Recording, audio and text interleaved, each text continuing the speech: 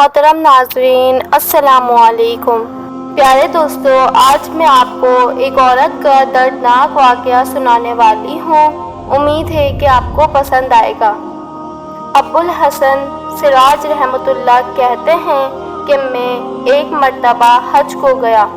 میں طواف کر رہا تھا، میری نگاہ ایک ایسی حسین عورت پر پڑی جس کے چہرے کا حسن چمک رہا تھا۔ میں نے کہا، واللہ ایسی حسین عورت میں نے آج تک نہیں دیکھی۔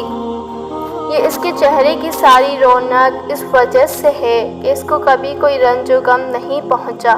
اس نے میری یہ بات سن لی اور کہنے لگی، تم نے یہ کیا کہا؟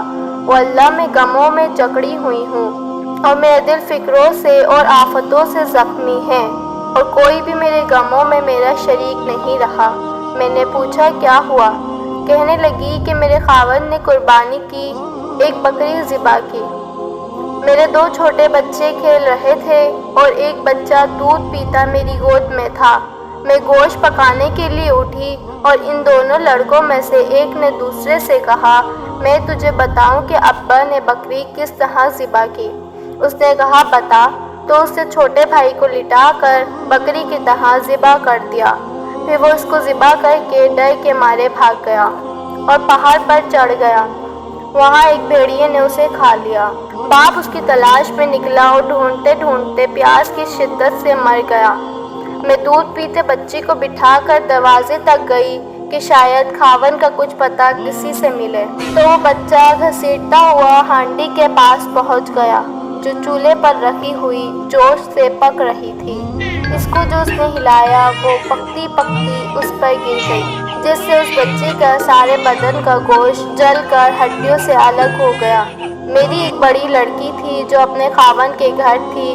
اس کو جب اس سارے قصے کی خبر پہنچی تو وہ خبر سن کر زمین پر گر گئی۔ اسی میں اس کی بھی موت واقع ہو گئی اور وہ بھی مر گئی۔ مقدر نے ان سب کے درمیان میں مجھے اکیلی کو چھوڑ دیا۔ میں نے کہا، ان مصیبتوں پر تجھے کس طرح صبر آیا؟ وہ کہنے لگی کہ جو شخص صبر اور بے صبری میں الگ الگ غور کرے گا وہ ان کے درمیان بہت بونے بعید پائے گا۔